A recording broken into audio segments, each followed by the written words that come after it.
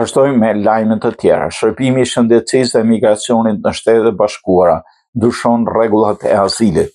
Rregulli i ri i USCIS, disa kërkesa azili mund të kalojnë pa intervistë. Në korrik të 2026-s, Departamenti Amerikan i Sigurisë Kombëtare shpalli një rregull të përkohshëm për trajtimin e disa kërkesave për azil. Sipas këtij ndryshimi, oficerët e azilit mund t'i referojnë disa aplikime drejt për drejt në gjykatën e migracionit, pa zhvilluar më parë intervistën me aplikantin. Rregulli synon të përshpejtojë shqyrtimin e çështjeve dhe zvogëlojë numrin e madh të kërkesave të parapambetura. Ai mund të zbatohet sidomos për aplikimet që paraqesin probleme të dukshme, si dorëzimi i pasafatit ligjor, ekzistenca e pengesave ligjore ose mungesa e provave të mjaftueshme. Deri tani personat që nuk ndodheshin në proces dëbimi paraqesin praj USCIS-it një kërkesë për azil pohues.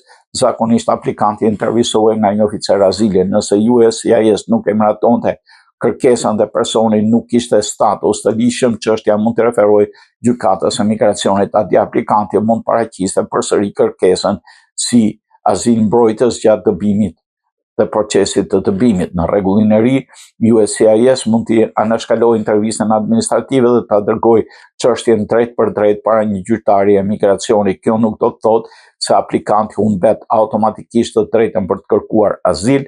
Ai vazhdon të ketë mundësi të paraqesë dëshmi, dokumentet dhe argumentet e tij.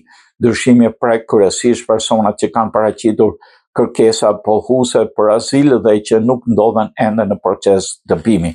Efektet mund të ndihen veçanërisht në zona me numër të madh emigrantësh si New Yorku, New Jersey dhe Connecticut. Për këtë arsye, aplikantët duhet të dorëzojnë dokumentet në kohë, të sigurojnë prova të plota dhe të këshillojnë me një avokat emigracioni.